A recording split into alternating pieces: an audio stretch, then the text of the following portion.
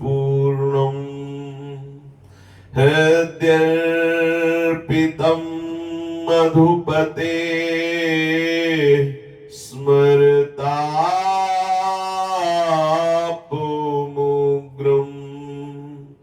निर्वापयत् परम शीतलमाश्रयामि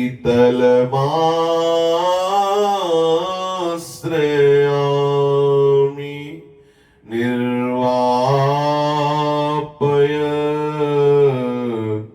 परम शीतलमाश्रयामि।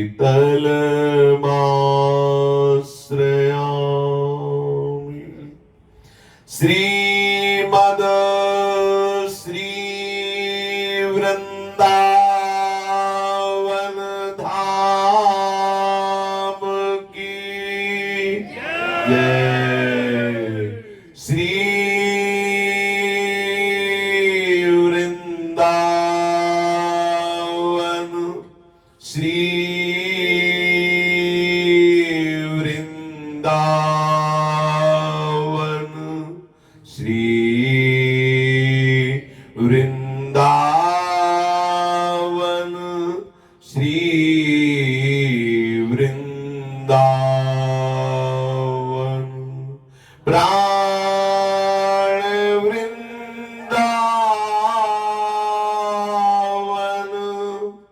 जीवन वृंदावन सर्वस्व वृंदावन श्री वृंदावन। श्री राधा वल्लभ लाल की जय। भक्तन के शुभ गुण चरित जो सुनी है चितलाए ताके भक्ति बढ़े घनी अरु हरि हो ही सहाय। अजहू सोच विचारी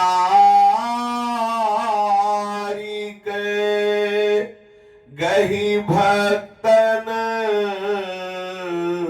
पद ओट हरि कृपालु सब पाछली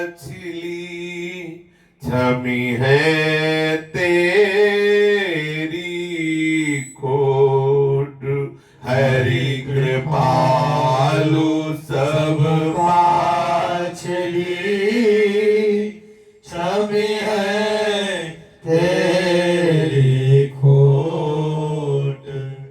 जिन महाभागवत भगवत प्रेमी रसिक संतों ने अपना संपूर्ण अंतःकरण प्रभु के चरणों में समर्पित कर दिया है, जिनके शरीर की संपूर्ण चेष्टाएं भगवत प्रसन्नता के लिए होती हैं, लोक कल्याण के लिए होती हैं, जिनकी ज्ञानेंद्रियां एवं कर्मेंद्रियां शास्त्र सिद्धांत के अनुसार वर्ताव करती हैं, जिनका स्वभाव हो गया है भगवत नाम रटना, भगवत लीला गायन करना, भगवत लीला श्रवण करना, भगवत लीला चिंतन करना, भगवत चरणारविंद की सदैव सेवा भावना में मगन रहना, ऐसे भगवत प्रेमी महात्माओं के चरणों का आश्रय लेने से, ऐसे रसिक संतों के हृदय में जो भगवत प्रेम है उससे डूबे हुए जो वचन है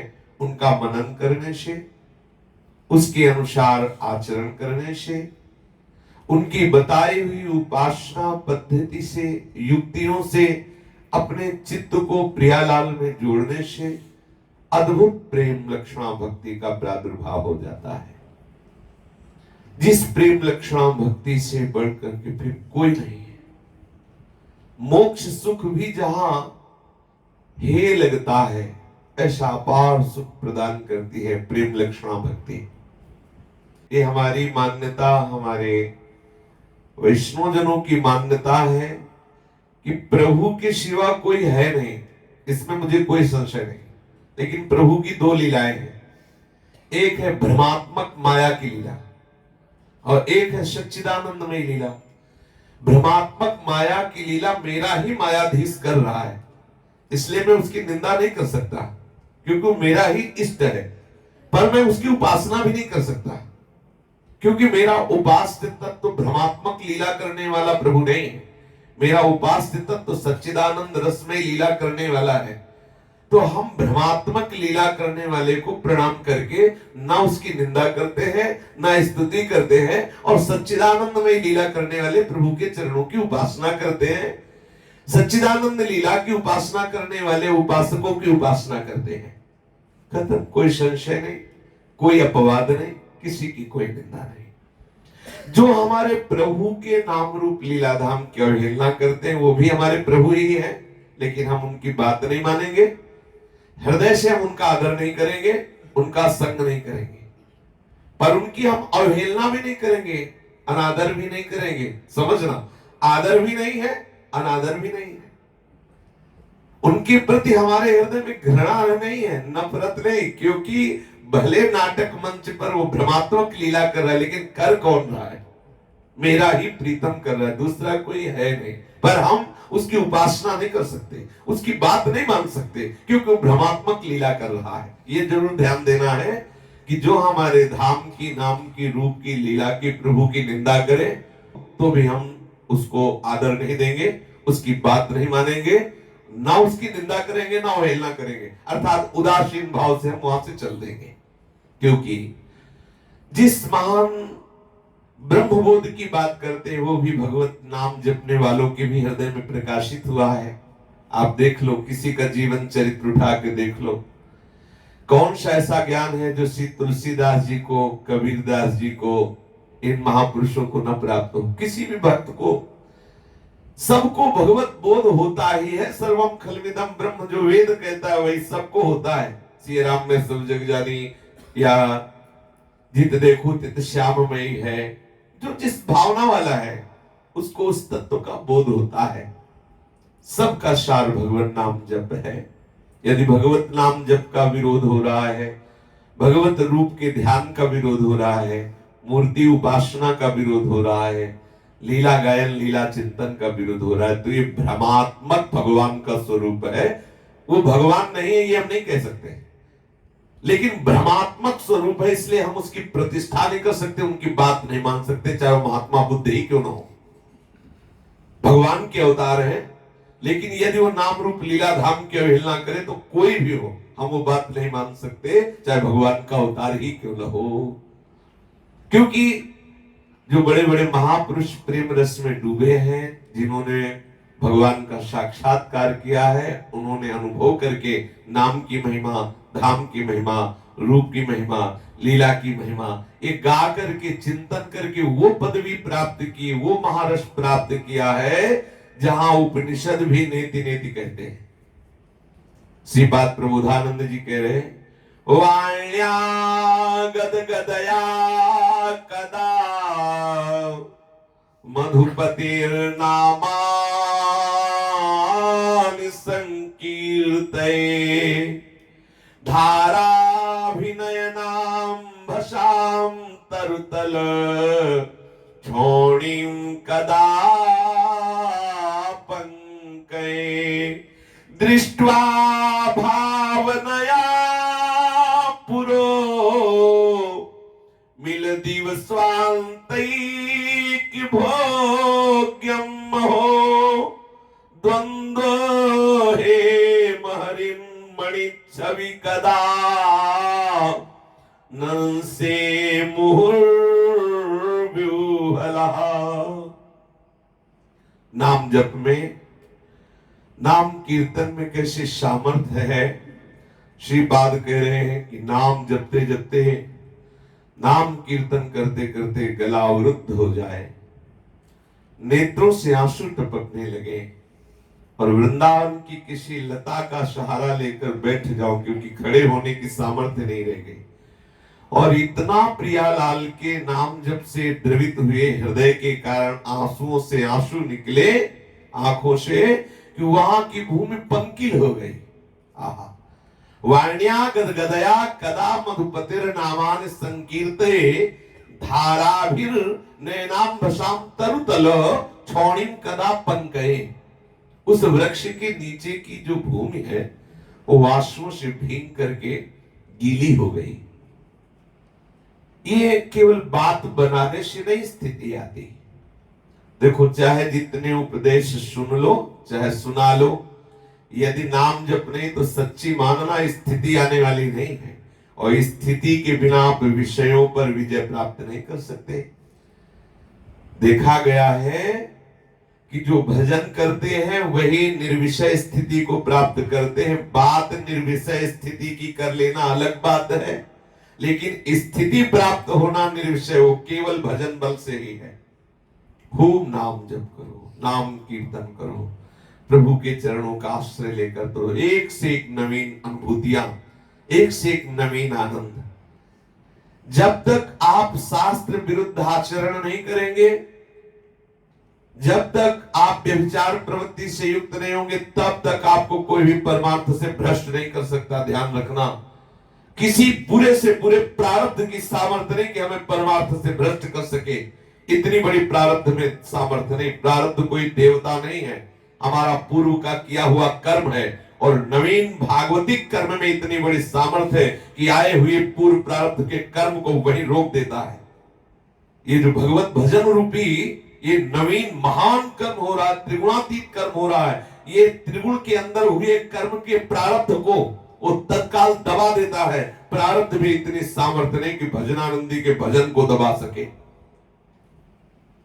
ये जो भजन में रुचि नहीं करते, भजन में महत्व बुद्धि नहीं रखते, भजन में सुख बुद्धि नहीं रखते, वही प्रारब्ध को बहाने में आगे करके या काल को या ईश्वर को, ईश्वर की इच्छा ही नहीं है, नहीं हम तो भजन करना चाहते हैं।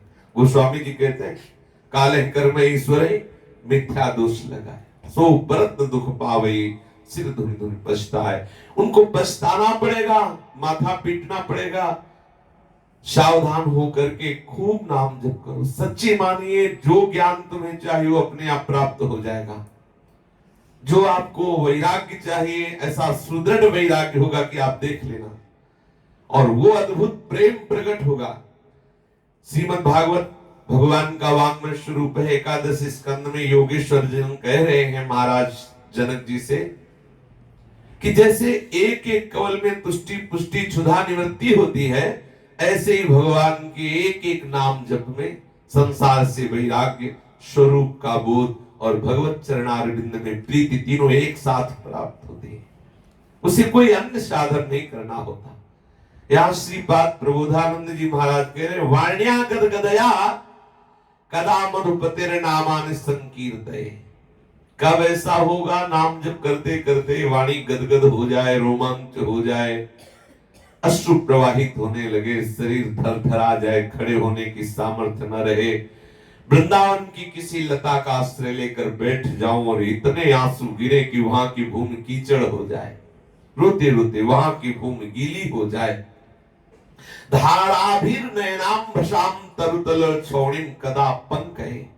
मेरे नेत्रों से जो निकले हुए आंसू हैं उससे भूमि गीली हो जाए। सच्ची मानना, इसीलिए कहते वृंदावन की रज का सेवन करो। कोई कण ऐसा नहीं है जो आंसुओं से भीगा न हो। ये वृंदावन की रज है।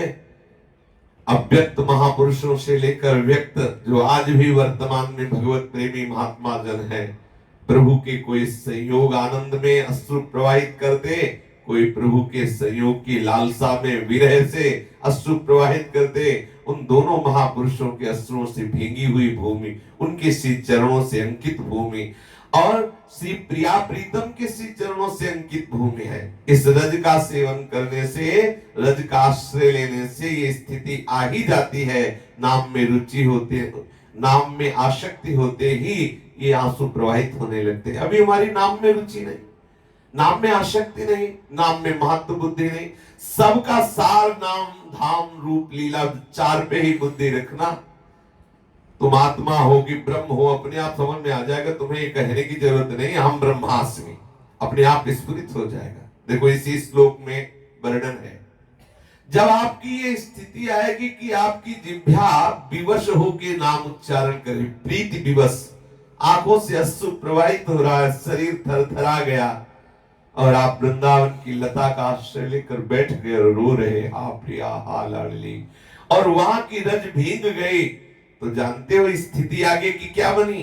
बोले दृष्ट्वा भावनया पुरो मिलदिव स्वांतैक भोग्यम महो द्वंदो हेम हरिन मणि छवि कदा हंसे मुहुर विह्वला। उसी क्षण आपके हृदय में आपकी भावना का जो स्वरूप है वो प्रकाशित होने लगा। जो हमारा आत्मा है, भक्तों का आत्म स्वरूप भाव देह से युक्त हो जाता है, और ज्ञानी जन कोई भावना नहीं करते इसलिए मुक्त हो जाते हैं, और भक्त भावना करते हैं इसलिए वो प्रेम लीला में प्रवेश कर जाते हैं।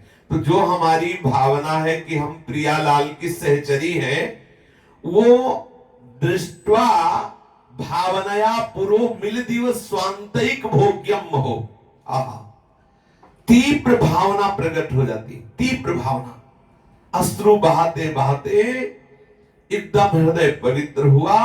पवित्र हृदय में जो हमारा नाम चल रहा है, मंत्र चल रहा है, गुरु प्रसाद से ये अनुभव होने लगा, मैं सहचरी हूं श्री जी की, मैं प्रियादासी हूं, ये अनुभव होने लगा। ये प्रकट, जैसे हम प्रकट शरीर को देख रहे हैं कि मैं पुरुष हूं, ऐसे प्रकट अनुभव होने लगता है हृदय में, पूर्ण भावना में, तन्मय, मैं सखी हूं, मैं प्रियादासी हूं, मैं प्रिया किंकरी हूं। आत्म स्वरूप को वो अपने किशोरी स्वरूप में अनुभव करता है। किशोरी मात्मानम किम सुकुमारी मुकले, अपनी आत्मा को देखता है वो सहचरी स्वरूप से। अगर ये एक क्षण के लिए, एक मुहूर्त के लिए, एक पल के लिए या एक प्रहर के लिए स्थिति आ जाए, तो आप खुद अनुभव करेंगे कि कितना महासुख है इसमें। कदा सुदृढ़ भावना उदित निजेष्ट रूपम मना गपिस्मत शरीरी के निहि रसे प्रविष्टोद्भुते। कभी ऐसा होगा कि मैं इस प्रकट शरीर को भूल जाऊं और भावना देह में युक्त हो जाऊं। दृष्ट्वा भावनया पुरो मिलदिव स्वांतैक भोग्यम महो, मैं देख पाऊं अपनी भावना देह को मैं राधा दासी हूं, मैं प्रियाजू की सहचरी हूं। बोले कदा सुदृढ़ भावनोदित निजेष्ट रूपम मना गपिस्मत शरीर के निहिरसे प्रविष्टोद्भुते क्षणम किम मुहूर्तम कम किमथयाममेवा स्थितौ। एक क्षण के लिए, हे प्रियालाल, एक क्षण के लिए मुझे अनुभव करा दो कि मैं आपकी सहचरी हूं।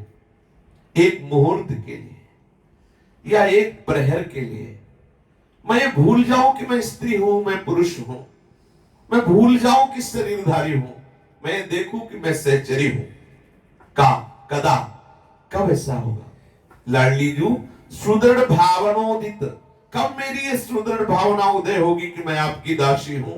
निजेष्ट रूपम, मेरा इष्ट जो सहचरी स्वरूप है, जो श्री स्वामिनी जी की निरंतर सेवा में विराजमान है, वो मैं कब अनुभव करूंगी। गपिस्मत शरीर के निहित से प्रविष्टोद्भुते, कब मैं इस शरीर को छोड़ करके, अर्थात शरीर भावना से हटकर देह भाव की विस्मृति करके स्वरूप स्थित होकर अपने स्वामिनी के समीप सेवा में होंगे। एक क्षण के लिए ही करुणा कर दो लाडली, एक मुहूर्त के लिए ही कृपा कर दो, एक प्रहर के लिए ऐसी कृपा कर दो कि मैं बाहर की दृष्टि से भूल जाऊं और सहचरी स्वरूप को प्राप्त करके आपकी सेवा में पहुंचूं। बहिर्दृगपि मुक्तवत व्यवहाराम इसी वृंदावने, मैं मुक्त होकर के आपकी सेवा में अपने सहचरी स्वरूप से युक्त होकर बाहर सब भूल करके एक क्षण के लिए कर दो, एक मुहूर्त के लिए कर दो, एक प्रहर के लिए कर दो, और मैं देखूं द्वंद्व हेम हरिन मणि छवि कदा नंसे मोर विह्वला। श्री नव ज्योतिर्मयी श्री हरि की जो इंद्र नीलमणि शोभा प्रकाशित हो रही है, तप्त कांचन गौरांगी श्री प्रियाजू, ये युगल सरकार को मैं देखकर विह्वल हो जाऊं और बार बार विह्वल हो, ऐसी कृपा कर दो। जो श्री प्यारी जू और प्यारे जू का नाम रटता है, नाम कीर्तन करता है, धीरे धीरे जब हृदय पवित्र होता है तो ऐसी विकलता आने लगती है कि उसे खड़े रहने की सामर्थ्य नहीं रही, शरीर ऐसा कंपायमान होने लगा, प्रेमावेश में बैठ गया, आंखों से अश्रु प्रवाहित होने लगे, इतने अश्रु प्रवाहित हुए कि वृंदावन की भूमि गीली हो गई।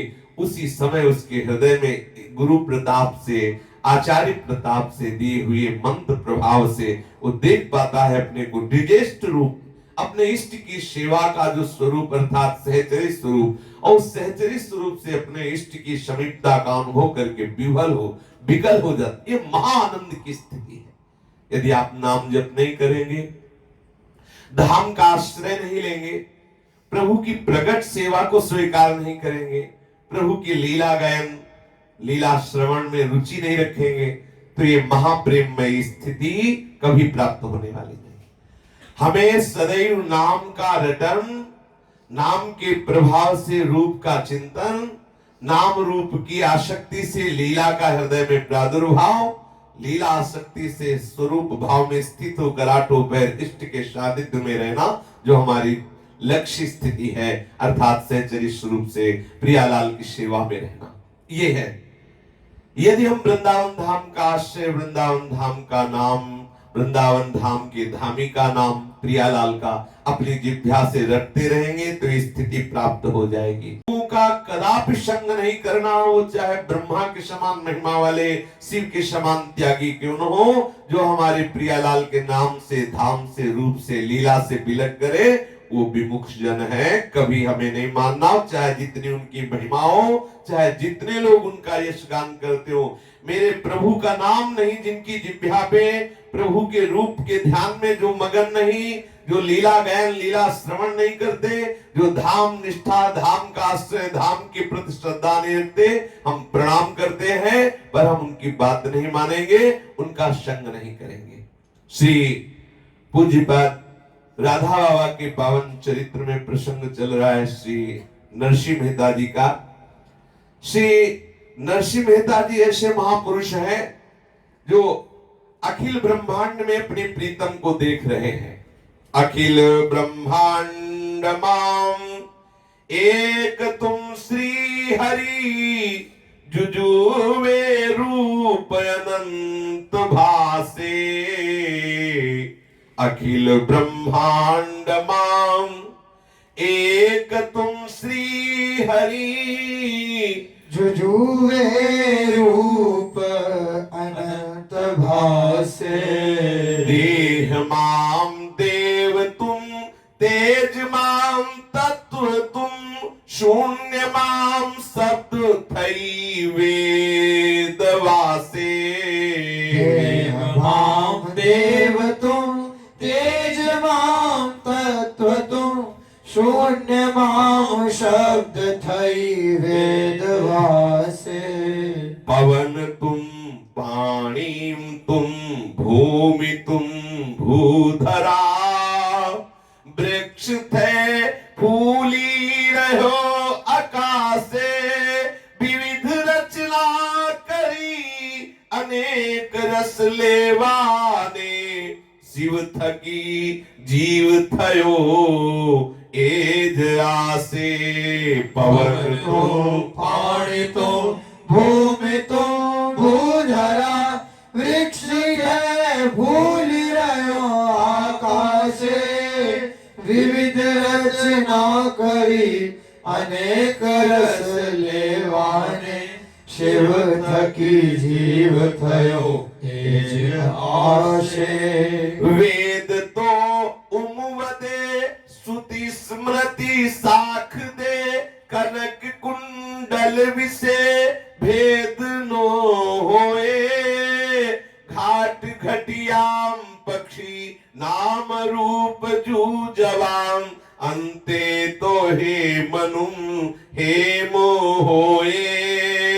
वेद तो उमवदे, शाख दे कनक कुंडल विषे भेद नो होए घाट घटी आम पक्षी नाम रूप जो जवाम अंते तो हे मनु हेम होए ग्रंथ गड़बड़ करी बात ना करी खरी जे हने जे गमे तेने पूजे मन कर्म बचन थी आप मानी लहे सत्य छे एज मन एम सूजे ग्रंथ गड़बड़ करी बात ना करी करी जे हने जे गमे तेने पूजे मन कर्म वचन थी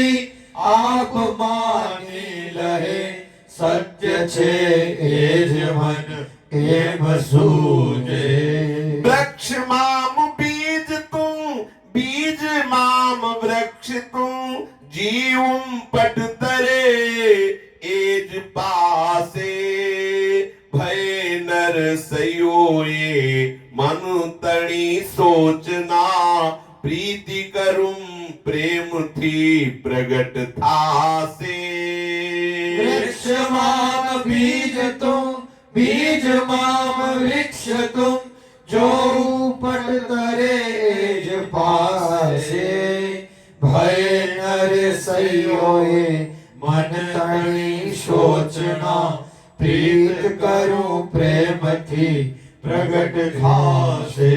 इस पद में नरसिंह मेहता की ब्राह्मी स्थिति का वर्णन है। देखो नरसिंह मेहता जी उपनिषद तत्व का कैसे अनुभव किए हैं। कोई भी महात्मा हो, किसी भी मार्ग का पथिक हो, उसको निश्चित ये अनुभव होता है। इसी अनुभव के आगे हो जाता है। अगर ये अनुभव नहीं तो केवल बातें बना रहा है। सर्वव्यापी परम तत्व का अनुभव होने के बाद ही भाव देश में प्रवेश होता है, चाहे वो सखा भाव वाला हो, चाहे वो सखी भाव वाला हो। यदि इस भेद को नहीं जाना तो राग द्वेष युक्त चित्त प्रेम रस मार्ग में प्रवेश पाने वाला नहीं।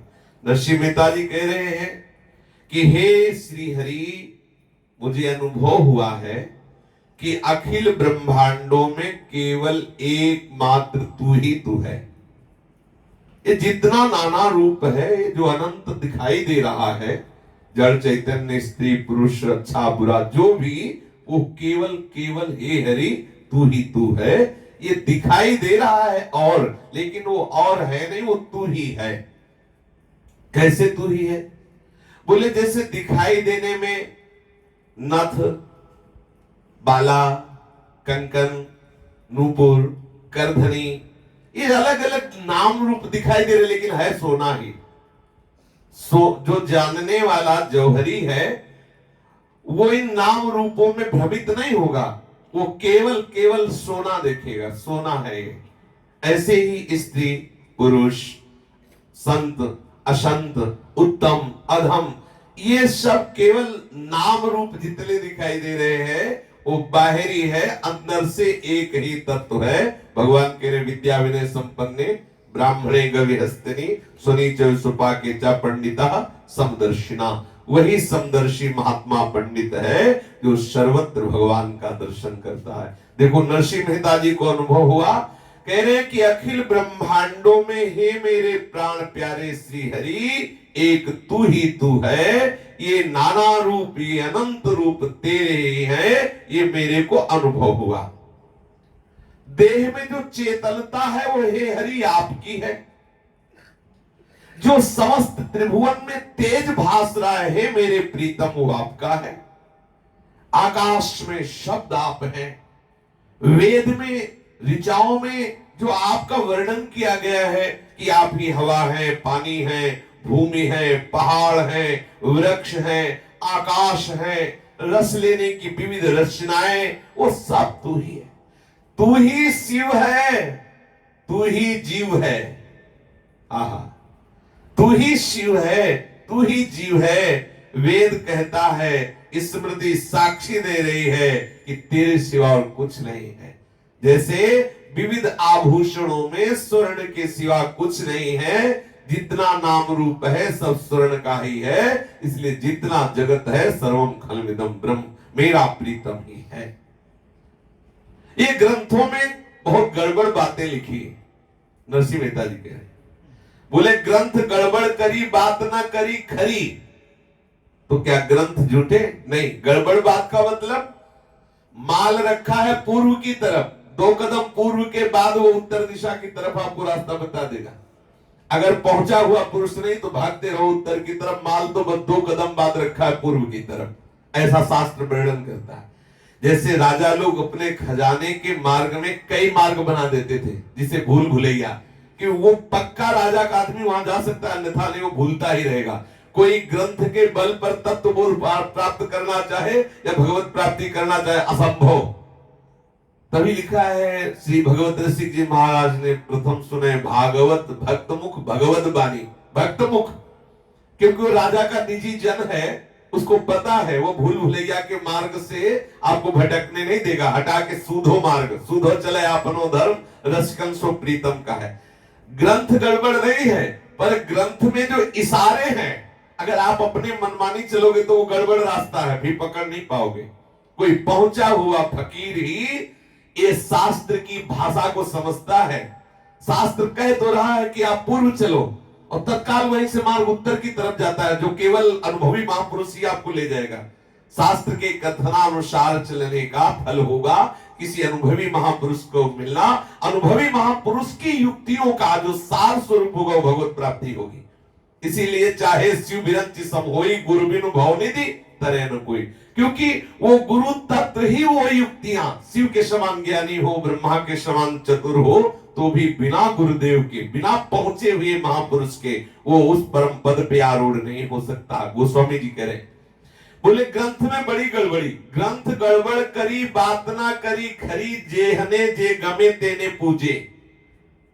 जिसकी जैसी रुचि होती है वैसा बोलता है, जिसकी जैसी रुचि होती है वैसी पूजा कर रहा है। सत्य वस्तु को समझना बड़ा कठिन होता जा रहा है। देख लीजिए, ऐसा ही है। अब देखो कैसा कलयुग का प्रभाव है, जबकि गोस्वामी जी चीख के कह रहे कलयुग समयुग आन नहीं जो नर कर विश्वास। बोले गाय राम गुण गण विमल भाव बिन तरई प्रयास। चीख के कह रहे गोस्वामी जी।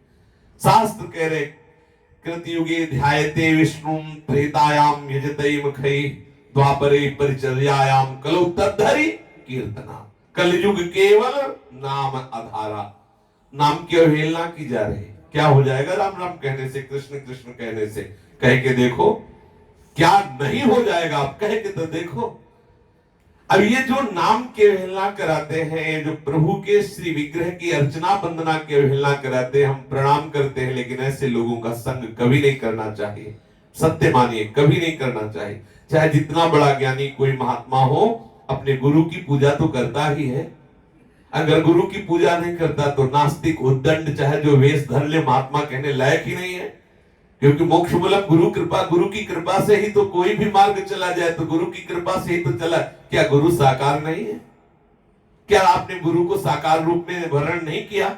आपने गुरु को वर्ण किया, हमने इष्ट को वर्ण किया। अगर हम श्री कृष्ण रूप को पूज रहे हैं, हम किशोरी जी के रूप को पूज रहे हैं, तो तुम कैसे ज्ञानी हो जो अवहेलना करते हो पूजा की, अवहेलना करते हो श्री विग्रह की सेवा की? तो मूढ़ता ही है कि ज्ञान है? ज्ञान तो यही है कि सब जगह हमारा प्रीतम है, चाहे उसे ब्रह्म बोलो, कृष्ण बोलो, राम बोलो, शिव बोलो। जब सर्वम खलविदम ब्रह्म, तो फिर निंदा किसकी, अवहेलना किसकी? ये तो घोर अज्ञान है, ये घोर अज्ञान है, और अपने को हम ज्ञानी मानते हैं। इसीलिए श्री नरसिंह मेहता जी कह रहे बहुत गड़बड़ हो रहा है। ग्रंथ की बातों का अर्थ का अनर्थ करके बहुत गड़बड़ किया जा रहा है। बहुत सावधानी से, बड़े कृपा पात्र जन होते हैं जिनको सही बात सुनने को मिलती है, नहीं तो आज बड़ा गड़बड़ हो रहा है। हम अपनी वासना की पूर्ति के लिए, अपने यश के लिए, अपने लाभ के लिए हम शास्त्र के अर्थ को बदल देते हैं, शास्त्र के भाव को बदल देते हैं। जिसकी जैसी रुचि वैसी वो पूजा कर रहा है, मन वचन कर्म से वो सत्य को जान नहीं पा रहा है। अरे वृक्ष में बीज तू है हरि, बीज में वृक्ष तू है, ये माया का पर्दा भी तू है। जिस दिन ये माया का पर्दा तू हटा देगा, उसी दिन दिखाई देगा केवल तू ही तू है। नरसिंह मेहता कहता है कि प्रीति करने से उससे प्रेम के फलस्वरूप मन में ही वो अनुभव में आ जाता है। अर्थात श्री कृष्ण मन जो बने हुए है वो प्रकाशित है। इंद्रियाणाम मनश्चास्मि, वो मन ही प्रकाशित हो जाता है, मन ही भगवत स्वरूप हो जाता है, मन में ही प्रभु प्रकट हो जाते हैं। ऐसा सर्वव्यापी ज्ञान रखने वाला महात्मा कह रहा है कि जो हरि के नाम की रटन ना करे, जो हरि का नाम ना लेने दे, उनसे कभी मत बोलना, उनको दूर से त्याग देना। देखो ध्यान दीजिए, कोई ये ना समझे कि ये जो कहते हैं कि ऐसे निंदकों से दूरी बना के रखे, उनको ये ज्ञान नहीं सर्वम खलमिदम ब्रह्म का। देखो एक पद में नरसिंह जी की स्थिति सब तू ही तू है, और अब एक पद में कह रहे हैं ये है हमारे भक्ति का सिद्धांत। बोले नारायण नुम नामज लेताम वारे तेने तजिए रे। नारायण नाम लेताम वारे तेने तजिए रे। मनसा वाचा कर्मणा करीने राधावर ने भजिए रे। नारायण नुम नामज लेताम वारे तेने तजिए रे।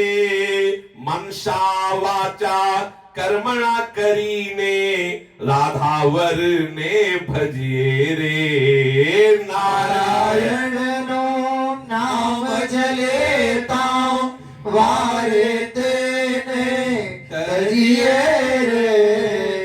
मनसा वाचा कर्मणा करीने राधावर ने भजिए रे।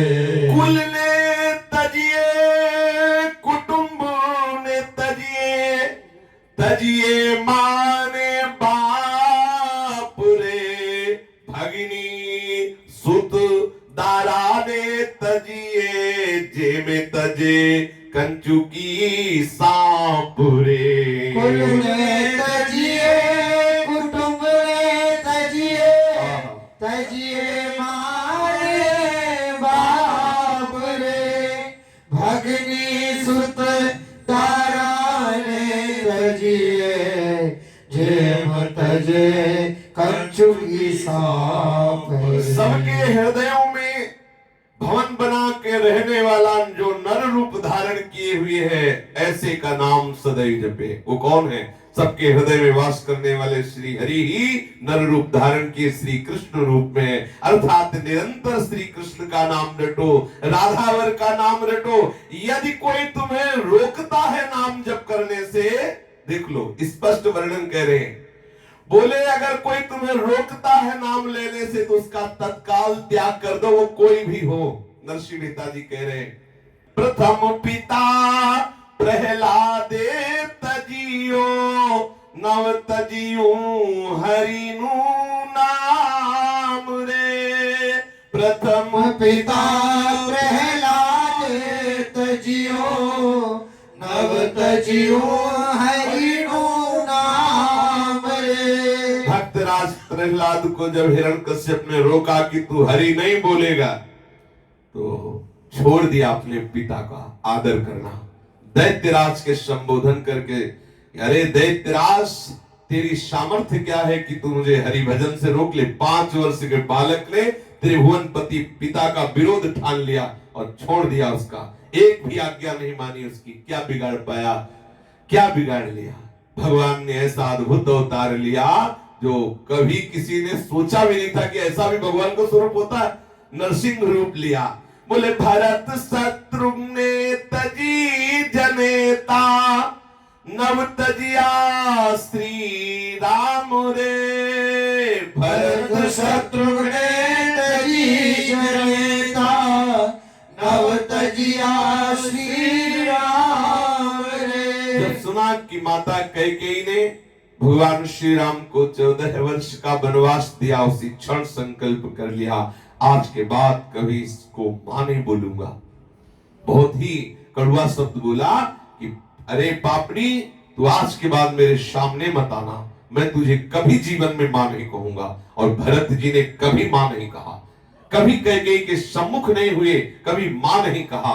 विचार कीजिए, साक्षात भगवान के ही स्वरूप हैं प्रेम मूर्ति भरत जी ने कभी अपनी मां को मां नहीं कहा, क्योंकि उसने भगवान का वनवास का विधान बना दिया, प्रभु से दूरी बनवा दी। इसलिए भरत जी ने राज्य सुख को देने वाली अपनी मां की अवहेलना कर दी और कभी मां नहीं कहा। नरसिंह मेहता जी कहते हैं, जैसे पिता का त्याग कर दिया प्रहलाद जी ने, मां का त्याग कर दिया भरत शत्रुघ्न ने, ऐसे ही जो हमें भजन के लिए रोके हमें उसे त्याग कर देना चाहिए। ऋषि पत्नी श्री हरि ने काजे तजिया निज भरथार रे। ऋषि पत्नी श्री हरि ने काजे तजिया निज भरथार रे। मथुरा के ब्रह्म ऋषि ब्राह्मण जन जो यज्ञ कर रहे थे, उन्होंने भगवान के मांगने पर भी भोग प्रदान नहीं किया, लेकिन जब वही सखा जन ग्वाल बाल उनकी पत्नियों के पास गए तो उन्होंने अपने पति की आज्ञा का उल्लंघन करके, अवहेलना करके ठाकुर जी को भोग लेके चली। ब्रज की गोपी जनों ने अपनी पति की अवहेलना कर दी और जगतपति श्री कृष्ण को रिझा लिया। यदि पति भगवान के भजन में विरोध करे तो जय श्री राधे, जगतपति का आश्रय लेकर के इस जन्म को सार्थक करे। यहाँ न कोई किसी की पत्नी न कोई पति है, ये पोशाक स्त्री पुरुष की है। हमारा जन्म केवल हुआ है भगवत प्राप्ति के लिए, केवल भजन के लिए। ते माम तेनु कहिए न गयूं पामी पदारथ चार रे। ते माम तेनु कहिए न गयूं पामी पदारथ चार रे। ब्रज बनिता विठल ने काजे सर्वत जीवन चाली रे। भड़े नरसइयो वृंदावन माम मोमन साथे महाली रे। ब्रज बनिता विठल ने काजे सर्वत जीवन चाहिए। भणे नरसइयो वृंदावन मोमन साथ महाली। है कि गोस्वामी तुलसीदास जी ने भी कहा है, तजो पिता प्रहलाद विभीषण बंधु भरत महतारी गुरु बलि तजो कंत ब्रज बलितन भे मुद मंगलकारी। मंगल करने वाले बन गए। आहा, तेमाम तेनु कहिएनु गयो पामी पदार्थ चार रे। धर्म अर्थ काम मोक्ष उसके चरणों में लौटते हैं। जो हरि के भजन में रत है, हरि के भजन विरोध करने वालों का त्याग कर देते हैं। तजिए ताहि कोटि बैरी समझते परम शनेही। ब्रजबनिताओं ने सबका त्याग करके श्री ठाकुर को रिझा लिया। नरसिंह जी कहते हैं कि जिसने मोहन के साथ अपने जीवन को जोड़ लिया वो महाआनंद में डूब गया। जिसने श्री कृष्ण के साथ अपने जीवन को जोड़ लिया वो महाआनंद में डूब गया। श्री नरसिंह मेहता जी का प्रसंग चल रहा है कि कुछ संतों की जमात आई थी। विरोधियों ने सोचा था कि नरसिंह मेहता जी का इनसे अहित करा दे। हुंडी के प्रसंग में नरसिंह मेहता जी से जाके संतों ने कहा हमारी हुंडी लिख दीजिए, हमें द्वारिका में संत सेवा करनी। पहले तो नरसिंह जी ने मना किया कि भाई कहाँ हमारे पास ऐसा धन या ऐसा कोई सेठ साहूकार है, कोई हुंडी का व्यापार नहीं चलता। पर विरोधियों ने पक्का कर दिया था संतों को कि वो पहले मना करेंगे। फिर संतों ने हाथ जोड़ के कहा तुम तो वैष्णव सेवी हो, संत जनों की आदर वृत्ति रखने वाले हो, तुम हमारा विरोध क्यों कर रहे हो? वहां जाके भी तुम संतों का ही भंडारा करेंगे। नरसिंह जी समझ गए बात, ठाकुर जी कुछ और करवाना चाहते हैं, इसलिए कहा कि ठीक है लाओ 700 स्वर्ण मुद्राएं, खूब संत सेवा की। एक चिट्ठी में लिख दिया ठाकुर जी के लिए कि देखो ये संत जन आ रहे हैं। अब वो संत जन द्वारिका गए और सावन शाह सेठ की गद्दी ढूंढते रहे, कहीं नहीं मिली। कल चर्चा हुई, एकांत में थकित हो गए। जब बैठे पुकारा तो ठाकुर आ गए। सावन शाह सेठ बनकर एक एक हिसाब कर दिया, ले गए, खूब चक प्रसाद पवाया, भेंट दी और चिट्ठी लिखी। नरसिंह मेहता जी को आकर के संत जनों ने जब वो चिट्ठी सौंपी, ओहो नरसिंह जी विकल हो रहे कि अखिल लोकों के स्वामी ने लिखा था मैं तुम्हारा गुमास्ता हूं, मैं तुम्हारा सेवक हूं। तो नरसिंह मेहता जी पूछते हैं, देखी आए साह दौरी मिले उत्साहंग, बेऊ रंग बोरे संत संग को प्रभाव है। देखी आए साय दौरी मिले उत्साहंग, बेऊ रंग बोरे संत संग को प्रभाव है। हुंडी लिखी दई दाम लिए सो खवाए दिए, कि ये प्रभु पूरे काम संतनी स्वभाव है। हुंडी लिखी दई दाम लिए सो खवाए दिए, कि ये प्रभु पूरे काम संतन स्वभाव है। नरसिंह मेहता जी ने कहा कि आपने हमारे साह को देखा संतों से। जब संतों ने चिट्ठी दी तो नरसिंह जी प्रसन्न होकर बोले, आपने हमारे साह को देखा? हमारे ठाकुर जी जो सावल शाह बनकर के आए, आपने देखा? संतों ने कहा, हाँ देखा ही नहीं, वो हम सबको गले लगाए, अपने वहां ले गए, खूब प्रसाद पवाया और खूब भेंट दी, और आपके लिए नरसिंह जी दौड़ दौड़ कर संतों को हृदय से लगा रहे हैं। संत जन वैसे आनंदित थे ही, लेकिन अब और आनंद हो रहा है, क्योंकि नरसिंह जी की अवस्था देख के लग रहा है कि किसी भाव दशा। नरसिंह जी ने संतों से कहा, अहो भाग्य, अहो भाग्य, हमारे प्राण प्रीतम श्री कृष्ण ही सेठ बन करके आए और आपसे मिले। संत जनों को लग रहा था कि ये जो उनके बात करने से, उनके देखने से, उनके मिलने से, उनके यहाँ प्रसाद पाने से मुझे आनंद का अनुभव हुआ, वो भजन से भी श्रेष्ठ था, साधन करने से भी श्रेष्ठ था। तो पर हम अनुमान नहीं कर पा रहे थे कि ऐसा आनंद क्यों प्राप्त हो रहा है। वो अब समझ में आया कि ये तो साक्षात नरसिंह के ठाकुर ही सावल शाह सेठ बन करके हमारी हुंडी चुकाई, हमारा स्वागत किया, हमें गले से लगाया। नरसिंह जी को चिट्ठी दी कि ठाकुर जी ने चिट्ठी दी है, या चिट्ठी लिखी चाव सौंपी साह सुजान, माफी सब माफी सब सो मांग के, दीनी विदा निदान।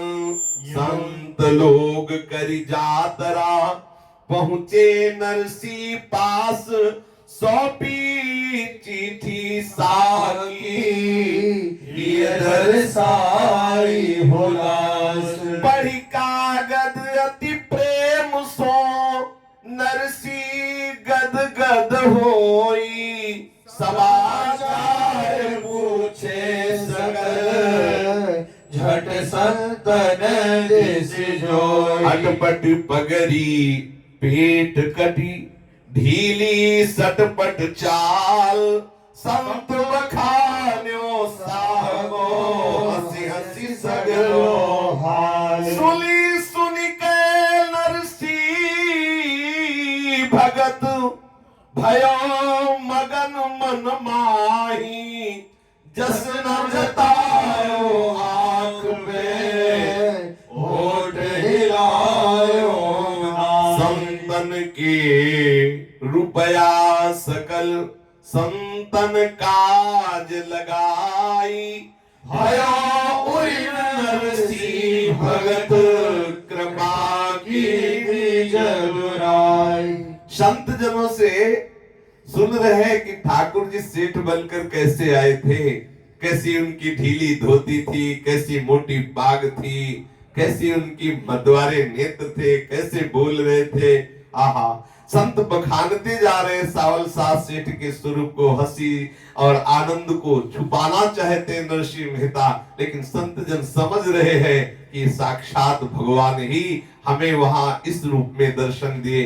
नरसिंह मेहता जी ने जब चिट्ठी में पढ़ा कि इतने बड़े अखिल लोकों के महेश्वर ऐसा लिख रहे कि हे नरसिंह जी, ये द्वारिकापुरी का वैभव ये तो आपका ही है, मैं तो केवल आपका सेवक हूं। अब जब कभी जो आवश्यकता हो बस आज्ञा कर देना। नरसिंह मेहता जी आनंदित होकर संतों का सम्मान किया। जो कुछ अर्थ वो 700 स्वर्ण मुद्राएं थी वो संतों की सेवा में लगा दिया। देखो, संत सेवा के लिए आए हुए धन को या गौ सेवा के लिए आए हुए धन को कभी भी अपने परिवार की सेवा में नहीं लगाना चाहिए, नहीं बहुत बड़ी हानि हो जाती है। निश्चित समझो दुर्गति का कारण बन जाएगा। कोई ऐसा न समझे कि गौ सेवा के उद्देश्य से आए हुए लाखों रुपयों को हम जो चाहे वो करें तो फिर भोगना पड़ेगा। संत सेवा, गौ सेवा जो इनके लिए अर्थ आता है वो वही खर्चा होना चाहिए जहां पूज्य पाद सिउड़िया बाबा की जीवनी में लिखा है कि जो अर्थ जिस हेतु से आता उसे उसी हेतु से लगा। ये संतों का स्वभाव होता है। अगर संत सेवा के लिए आया हुआ अर्थ है तो उसे हम कभी भी अपने घर परिवार गृहस्थी की सेवा में ना लगावे। जाहिर है, चाहे भले आप संत खुद क्यों ना हो, अगर आपने अपने परिवार को भेज दिया तो समझ लो कि वो जहर है जो पितर कुछ अच्छे हो गए होंगे, उन्नति को प्राप्त होंगे, वो भी रौरव के लिए नीचे चले जाएंगे। संत सेवा के लिए प्राप्त धन गृहस्थी के लिए जहर है, उसका प्रयोग ना करें। वो संत सेवा में ही लगना चाहिए क्योंकि सारे सुकृतों का नाश कर देगा। अगर संत सेवा बन गई तो ठाकुर की प्राप्ति हो जाएगी। कल श्रवण किया, संत सेवा में लगा हुआ धन भगवान की बैंक में जमा होता है जो कई गुना बढ़ करके प्राप्त होता है। नरसिंह जी ने समस्त धन को संत सेवा में लगा दिया। अब एक और बड़ी विचित्र लीला हुई कि सुता ससुरारी भयो छूछक बिचारी सासू देत बहु गारी जाको निपट अभाव है। सुता ससुरारी भयो छूछक विचारी सासू देत बहु गारी जाको निपट अभाव है। पिता सो पठाई कहीं छाती ले जराई इन जो पे कछु दियो जाए आओ ये दाव है। पिता सो पठाई करी छाती ले जराई जो पे कछु दियो जाए आओ यह दाव है। नरसिंह मेहता जी की जो बड़ी पुत्री सी कुंवरीबाई जी थी, पीछे आपने श्रवण किया कि बहुत दहेज दे करके ठाकुर जी के प्रताप से जो आया हुआ दहेज था सब दे दिया और विदा किया था। आज प्रसंग है छूछक प्रसंग। इसमें क्या होता है, ये गर्भवती के 8वें मास में मनाया जाता है।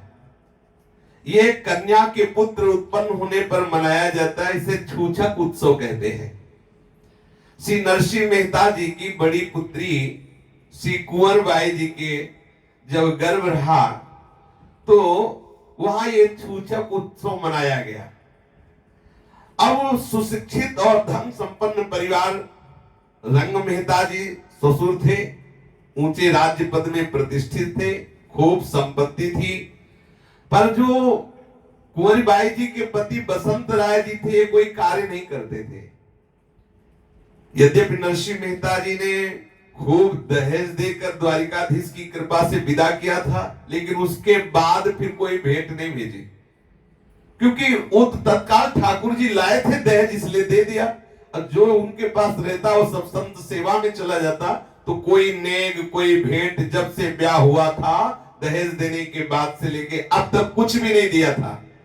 और नरसिंह जी की भी सामर्थ्य भी नहीं थी, क्योंकि जो कुछ रूखा सूखा बनता संत सेवा में चला जाता, कमाते तो थे नहीं कि बेटी के यहाँ कोई वो पदार्थ भेजे, वस्तु भेजे। तो नरसिंह जी को उनके ससुराल वाले कंगाल कह के पुकारते थे। जो बड़ी बेटी के ससुराल वाले थे वो कंगाल कहते थे, तालकूटा कह के संबोधन करते थे और बहुत व्यंग परिहास करते थे। जबकि एक बार चमत्कार देख चुके हैं कि इतना सुंदर दहेज ठाकुर जी ने विदा करते समय दिया था, पर ये जो विषयी जीव होते हैं भगवत कृपा की अवहेलना करते रहते हैं। जो नरसिंह जी की बेटी की ननंद थी वो ताना बहुत मारती थी कुंवर बाई जी को और व्यथित करती रहती थी। बिना आलस्य के गृह कार्य करने पर भी सबकी गालियां सहनी पड़ती थी नरसिंह जी की बेटी को। तो कुंवर बाई जी का मन बड़ा दुखित रहता था। अब ये जब उत्सव का समय आया तो इसमें कन्या के पिता को यथेष्ट धन संपत्ति देनी होती है जब कन्या के पुत्र होने को होता है। इस सूचक उत्सव में कुंवर बाई की सासू का कहना था कि नरसिंह जी को इसमें बुलाया ना जाए। तो ये हुआ क्यों? क्योंकि उनकी देने की कोई स्थिति है नहीं। वो भिखमंगा यहां आएगा तो हमारी बदनामी होगी कि ऐसे भी रिश्तेदार होते हैं, इसलिए नरसिंह जी को निमंत्रण न दिया जाए। क्योंकि हम लोगों की बहुत नाक है, बहुत मान मर्यादाएं हैं। वहां तो आएंगे सब वही आएंगे रज लगाए हुए और करताल लिए हुए और हरि बोल हरे कृष्ण बोलने वाले आएंगे। इससे हमारी मान हानि होगी। अब इनकी ननंद चाहती थी कि बुलाया जाए और हम इन्हीं के सामने उनको अपमानित करें। ये सास चाहती थी बुलाया ना जाए और ननंद के मन में था बुलाया जाए और कुंवरी बाई के सामने उनके पिता नरसिंह मेहता जी का अपमान हो, अर्थात कुंवरी बाई जी को दुख पहुंचे, ऐसी चेष्टा। ये विवाद चल ही रहा था कि ससुर श्री रंगधर जी ने सुना तो कहा देखो कैसी भी स्थिति हो हमारा कर्तव्य बनता है नरसिंह जी को सूचना तो देनी ही चाहिए। रिश्तेदार तो है ही, आज गरीबी है तो क्या हुआ। अब इससे कुंवरी बाई को दुख होगा यदि उनके पिता को निमंत्रण न दिया गया। और कभी ये बात अगर समाज में पंचों के बीच में रखी गई तो हमें सर नीचा दिखाना पड़ेगा। इसलिए मेरी तो राय है कि नरसिंह जी को निमंत्रण दिया जाए। श्री रंगधर जी ने अपने पुरोहित को बुलाया और पत्रिका लिखी। परम स्नेही परम भागवत श्री नरसिंह जी जय श्री कृष्ण, माघ शुक्ल सप्तमी रविवार को छूछक का उत्सव है। आप इष्ट मित्र सपरिवार से पधार कर उत्सव की शोभा बढ़ाएं और आपके यहाँ और यहाँ दोनों जगह कुशल करता श्री ठाकुर श्री हरि द्वारिकाधीश हैं, इसलिए आपकी कुशल क्या पूछना। और यहाँ इसलिए कुशल की कोई हानि नहीं हो सकती क्योंकि आप जैसे रिश्तेदार महाभागवत हैं। आपका रंगधर मेहता बड़े सुलझे हुए थे, राज्य अधिकारी पद में थे, इसलिए ऐसा पत्र लिखा। श्री नरसिंह जी की पुत्री ने भी पुरोहित जी से मौखिक संदेश भेजा कि देखो पिताजी से कह देना कि यदि संपत्ति कुछ हो तो ही आवे, नहीं तो यहाँ अपमान होगा।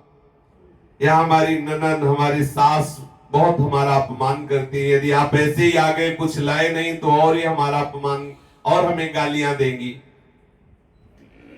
पुरोहित जी पत्र लेकर नरसिंह मेहता जी के ग्राम में आए। ग्रामीण लोगों ने देखा कि कोई नरसिंह मेहता जी के यहाँ जा रहा है। द्वार पर जाकर के पुरोहित जी ने देखा तो बड़े बड़े तिलक लगाए हुए 50 संत बैठे हुए थे, कीर्तन हो रहा है, भगवत चर्चा हो रही है। उनको लगा कि किसी के घर में आए हैं कि साधुशाला किसी तीर्थ में आ गए। जिधर देखो महात्माओं के आसन लगे हुए, कोई जप कर रहा है, कोई ध्यान कर रहा है, कोई कीर्तन कर रहा है, कोई भगवत चर्चा कर रहा है। अंदर पहुंचे तो नरसिंह जी ठाकुर जी के सामने बैठे हुए नाम स्मरण कर रहे थे। जाकर के पत्र दिया और कहा आपकी पुत्री कुंवरी बाई ने कहा है कि देने का अवसर है, चूकना मत, जरूर कुछ न कुछ लाना, नहीं तो हमें और गालियां मिलेगी। मौखिक ये और पत्र दिया। संत जनों ने समझा कि ये पत्र निमंत्रण का आया है तो नरसिंह जी से इशारे से कहा आज तो चकाचक होगी। नरसिंह जी ने कहा देने के लिए पत्र आया, लेने के लिए नहीं आया। संत जनों ने सोचा कोई निमंत्रण, बढ़िया पुरोहित जी सज धज के आए थे तो लगा कि कई दिनों से तो खिचड़ी से काम चल रहा था, आज नरसिंह मेहता जी के यहाँ कोई जजमान आया है निमंत्रण कार्ड लेके। संत जन तो प्रसन्न हो गए और कहा भाई कीर्तन की जय जयकार की जाए, पंगत की चला जाए। बोले पंगत करवाने वाले नहीं, ये तो भेंट लेने के लिए पत्र लेकर के आए हैं। अच्छा तो ये पुरोहित जी हैं। संतों ने जब जाना, नरसिंह जी ने संत मंडली के साथ जाकर के भिक्षा की नियमानुसार भिक्षा आई। वो भिक्षा कुछ पंडित जी को भी दी। पंडित जी ने सोचा कि हमने तो सोचा था रंग मेहता जी के रिश्तेदार के यहाँ जा रहे हैं तो खूब चक्क मिलेगा, यहाँ तो हालत ही कुछ खराब है। पर अब क्या करूं, फंस गया हूं, अब पाना ही पड़ेगा। बरसाने में देखा है कि अगर उनको दक्षिणा दे दो, पैर झूलो, तो सीधे लाडली जी से कहते हैं कि देख लो लाडली, और जा लाडली तेरा पूरा कर। हमें लगता है कि इतना सहज और सरल धाम और ऐसे सरल ब्रजवासी और ऐसे सस्ते आशीर्वाद कहीं नहीं मिलते। ये जा लाडली जी, और ऐसा आप विश्वास करना, बड़े बड़े संतों की बात चाहे टल जाए, उनकी बात नहीं टलेगी। वो श्री जी के श्री अंग सेवी है। हाँ, जैसे श्री जगन्नाथ जी में आचार्य चरण ने, रामानुजाचार्य ने उनके सेवकों को हटा दिया, तो ठाकुर जी से जब रो के प्रार्थना की ना, तो ठाकुर जी ने आचार्य चरण को गरुड़ जी से आदेश किया, परिकर से छोड़िए कांचीपुरी में, और अपने पार्षदों को रख लिया। श्रीअंग सेवियों को ठाकुर जी बहुत प्यार करते हैं, इनकी त्रुटि नहीं देखनी चाहिए। ये आशीर्वाद जो देते हैं, सत्य ही लाडली जी की अद्भुत कृपा। देखो लाडली जी के सामने आशीर्वाद देते हैं। तो ये ब्राह्मण जन बहुत सरल होते हैं, जरा में रीझ जाते हैं। नरसिंह जी को जो पत्रिका मिली थी, तो अबू पुरोहित जी से कहा कि आप निश्चिंत रहें, निमंत्रण हमने प्राप्त कर। उपरोहित जी को टका भी नहीं मिला, क्योंकि था ही नहीं। रूखी सूखी पाई तो अच्छा नहीं लगा उपरोहित जी को, चले गए। अब वो जो निमंत्रण आया था, ठाकुर जी के सामने रख दिया नरसिंह मेहता जी ने, और कहा देखो प्रभु ये निमंत्रण आया। ऐसा ही होना चाहिए, भक्त की प्रत्येक बात प्रभु के सामने होनी चाहिए। आपका निमंत्रण कार्ड सबसे पहले आपके घर में जो विराजमान ठाकुर जी सिंहासन में, वहां जाए।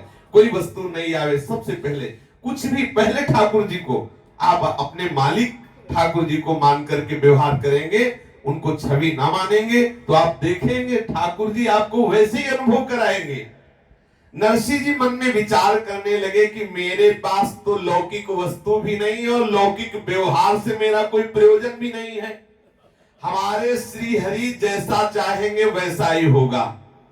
और नरसिंह जी की बेटी कुंवर बाई जी आशा लगाए हुए थी, क्योंकि वो देख चुकी थी अपने पिता का चमत्कार, दहेज में खूब चक्क मिला, इसीलिए बार बार अपने पुरोहित से कह के भेजा था कि देने का अवसर चूके ना, पिताजी जरूर कुछ लेके आवे।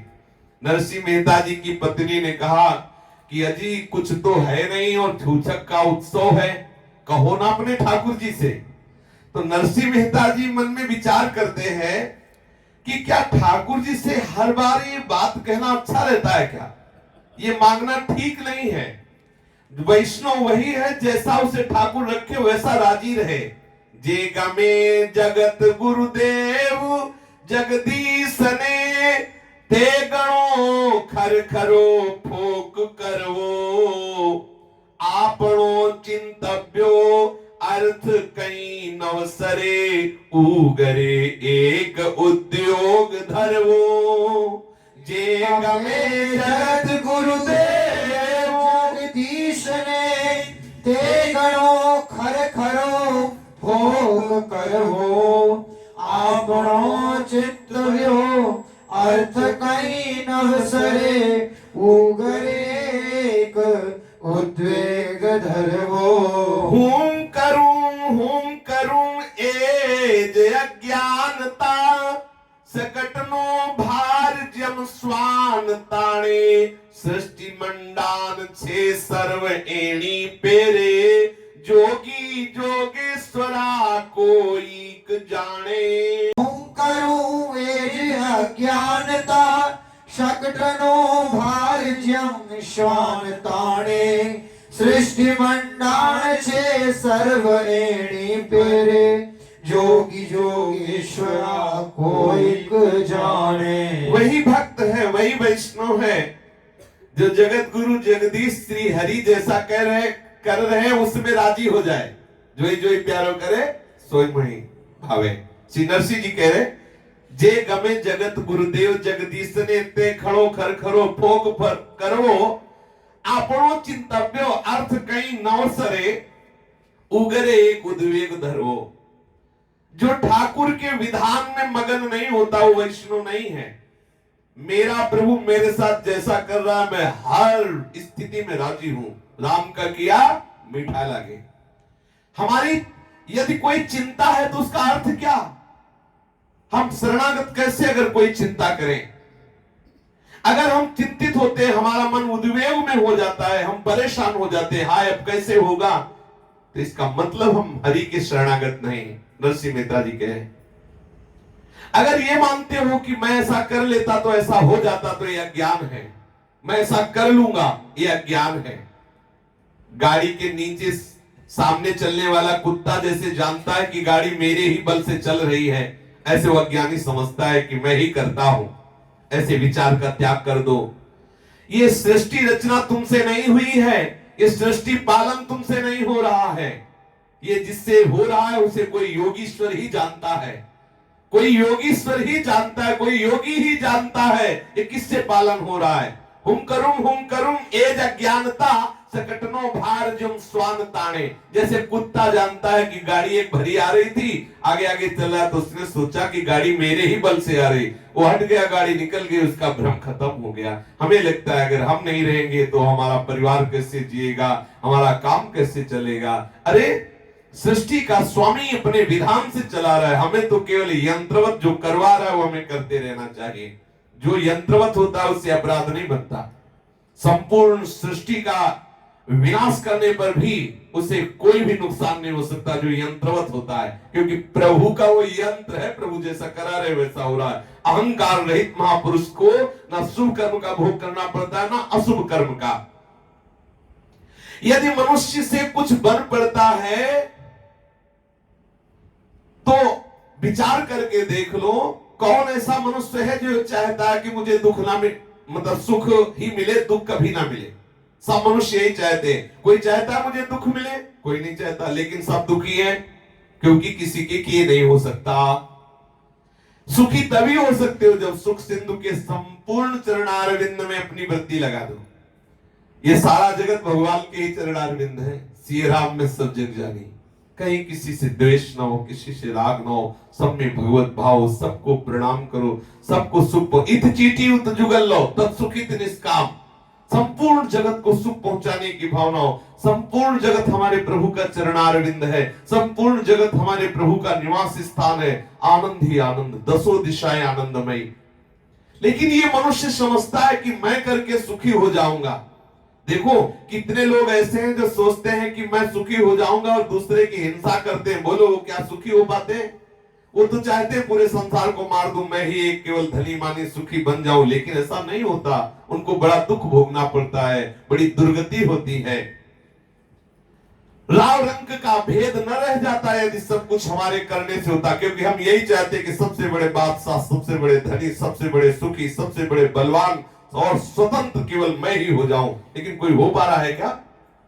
अरे मूर्ख मानव, व्यर्थ समय क्यों नष्ट करता है? हरि का भजन कर, नीपजे नरथी तो कोई ना रहे दुखी। शत्रु मारी ने सौमित्र राखे, राय ने रंग कोई दृष्टि आवे नहीं। भवन पर छत्र राखे, ऋतुलता पत्र फल फूल आए यथा। मानवी मूर्ख मन व्यर्थ सोचे। जैसे किसी का प्रयास होता है क्या कि ये पत्ते झड़ जाए और नए पत्ते निकल आवे। किसी का प्रयास होता है क्या फूल निकल आवे। किसी का प्रयास होता है क्या फूलों में फल लग जाए। किसी का प्रयास होता है क्या फल में सुंदर रस आवे। तुम्हारा हलवा कितना भी सुंदर बना हो, लेकिन भगवान के बने हलवा से सुंदर नहीं। आप देखो, केला के छिलके हटाओ, एकदम बिल्कुल ताजा हलवा देखिए, देखो कितना सुंदर, उचित मीठा, मुलायम, एकदम भगवान कैसी रचना। तुम कहां हो इसमें? कितना सुंदर आम का फल, कितना सुंदर सेव का, कितना सुंदर अंगूर, कितने सुंदर सुंदर भगवान ने सृष्टि। तुम कहां हो इसमें? क्यों अहंकार करते हो? क्यों कर्ता भाव करते हो? सावधान, अरे मूर्ख मानो, तू व्यर्थ में अभिमान करके हरि से विमुख क्यों होता है? तुम्हारे भाग्य का परिवर्तन अगर हो सकता है तो एकमात्र श्री हरि चरणों के आश्रय से हो सकता है। जेहना भाग्यमान जे समय जे लक्ष्युम तेहने ते समय ते जे पहुंचे। आप समझ लो तुम्हारे भाग्य में जो दुख सुख लिखा है वो समय पे पहुंच जाएगा। अगर बचना चाहते हो इस प्रारब्ध भोग से तो भगवान की शरण में हो जाओ। अहम तो हम सर्व पापेभ्यो मोक्षयिष्यामि मा शुचा। सुख संसारी मिथ्या करी मानजो, कृष्ण बिना बीजुम सर्व काचुम। जुगल कर जोड़ी करी नरसइयो, एम कहे जन्म प्रति जन्म हरि ने जा जाचो। श्री नरसिंह मेहता जी कह रहे संसारी दुखों के लिए तू अपना समय नष्ट कर रहा है। अरे झूठे, तेरा जीवन झूठा, तेरी क्रिया झूठी, तेरा चिंतन झूठा, तेरा भोग झूठा। सच्चा बन जा। क्या? श्री कृष्ण चरणारविंद का आश्रय लेकर श्री कृष्ण का चिंतन कर, श्री कृष्ण के प्रसन्नता के लिए चेष्टा कर। नरसिंह दोनों हाथ जोड़कर जन्म जन्मांतर श्री हरि के चरणारविंद का दासत्व मांगता है, संपत्ति नहीं। नरसिंह मेहता जी ने अपनी पत्नी से ऐसा कहा। पत्नी ने कहा जैसा भी तुम्हारे भाव हो, लेकिन मेरी तो यही आपसे प्रार्थना है कि आप छूछक उत्सव मनाने के लिए जाइए। नरसिंह जी ने कहा कि ठीक है, हम तैयारी कर रहे। ठाकुर के पास गए, ठाकुर जी से कहा आपकी राय क्या है? ठाकुर जी ने कहा मेरी भी इच्छा है कि छूछक उत्सव में जाइए। तो सोचा ठाकुर जी जब कह रहे हैं तो फिर व्यवस्था ही व्यवस्था है। तो नरसिंह जी ने ठाकुर जी की तरफ, जो स्त्री विग्रह विराजमान था, कि व्यवस्था कुछ यहीं से कि वहीं से। तो ठाकुर जी ने मानो इशारे से कहा तुम पहुंचो तो वहां व्यवस्था करके जो भी बने। और नरसिंह जी व्यवस्था कर रहे हैं। बोले चले गाड़ी टूटी सी, उभय बूढ़े बैल जोरी। पहुंचे नगर छोर, द्विज कही जाए के। चले गाड़ी टूटी सी, उभय बूढ़े बैल जोरी। पहुंचे नगर छोर, द्विज कही जाएंगे। सुनते ही आई देखी मुंह पियराई, फिरी दामो नहीं एक तुम कियो कहा आए के। सुनत ही आई देखी मुंह पियराई, फिरी दाम नहीं तुम कियो कहा आएगे। चिंता जिनी करो जाए सासु ढिंग ढरो, लिखी कागज में धरो अति उत्तम अघाए के। चिंता जिनी करो जाए सासु ढिंग ढरो, लिखी कागज में धरो अति उत्तम अघाए के। कही समझाए सुनी निपट रिसाए, उठी कियो परिहास लिखियो गाँव खून साए के। कही समझाए सुनी निपट रिसाए, उठी कियो परिहास लिख्यो गाँव खून साए के। जब ठाकुर जी ने कह दिया तो नरसिंह मेहता जी जो वहां पड़े भगवत प्रेमी महात्मा जन थे, उनमें तो 16 केवल सूरदास थे। 16 जिनके अब उनकी संभाल करनी 16 की तो, और बहुत से और भी संत महात्मा। नरसिंह जी अगर आप जाओगे तो हमारी देखरेख कौन करेगा? नरसिंह जी ने कहा बात तो सही है। तो वहां कोई कीर्तन थोड़ी कर ले जा रहा, छूछक का उत्सव है। बोले नरसिंह जी हम भी चलेंगे, देखेंगे छूछक का उत्सव। यहाँ तो तुम्हारी कभी कभी खिचड़ी भी नहीं मिलती है, वहां तो चक्क माल मिलेगा। नरसिंह जी विचार किया कि अकेले जाते तो पैदल भी जाते, लेकिन इन सबको लेके जाना है तो गाड़ी मांगने के लिए गए। अब गाड़ी मांगने के लिए गए, बहुतों ने तो बहाना करके मना कर दिया। देखो कोई मांगने पे देता तभी है जब उसको ये पता चल जाए कि हम कभी जाएंगे तो इसके यहाँ से कुछ मिल जाएगा। जो पता है कि इसके यहाँ कुछ मिलने वाला नहीं तो लोग देते नहीं, उधार भी नहीं देते, मांगने पे भी नहीं देते। मना कर दिया बहुत लोगों ने, गाड़ी ही नहीं दी। अंत में एक कुछ श्रद्धावान मिले, उन्होंने कहा कि भाई नरसिंह जी देखो मेरी स्थिति अच्छी तो है नहीं, तो बहुत दिनों से पुरानी गाड़ी हमारे घर के पिछवाड़े में पड़ी है, अब तुम्हें मना भी नहीं कर सकता। अगर वो गाड़ी चल पावे तो तुम ले जाओ, घर के पीछे है। 1 साल से काम में नहीं आई है। नरसिंह जी ने जाके देखा तो उसके पहिए सब इधर उधर ढीले पड़े हुए थे, कुछ घुन लग गया था, कुछ दीमक, क्योंकि 1 साल से प्रयोग में नहीं आई थी। अब कोई गाड़ी और मिली ही नहीं, तो नरसिंह जी ने उस गाड़ी को ठोक ठाक के बांध बूंद के तैयार किया। अब बैल मांगने के लिए चले तो बहुत से स्वार्थी लोगों ने सोचा कि नरसिंह को बैल देने से बदले में तो कुछ मिलने वाला नहीं, तो मना कर दिया। एक सज्जन कुछ भगत थे, तो उन्होंने कहा कि हमारे जो प्रयोग में आने वाले बैल खेती में वो तो हम दे नहीं सकते, क्योंकि काम में 2 बैल बूढ़े हमारे पुराने वो काम में नहीं आते, आप चाहो उनको ले जा सकते हो।